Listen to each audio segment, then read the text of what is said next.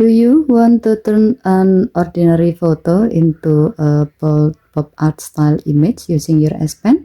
Samsung's Drawing Assist lets you restyle images with different AI effects, and one of the most eye-catching ones is pop art. Let me show you how to use it.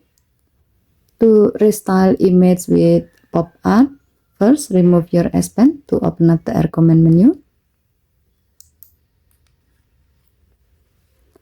Tap Drawing Assist. Tap Restyle Image icon. Select an image from your gallery. Choose Pop Art as the effect. And then tap Generate.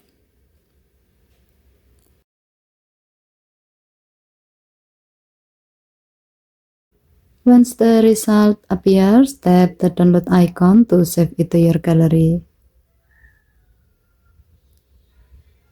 Pop art is a fun and creative effect, but choosing the right photo makes a big difference.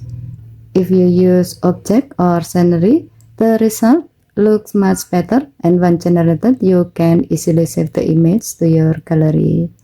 Okay, thank you for watching. Please help to like and subscribe. Have a nice day.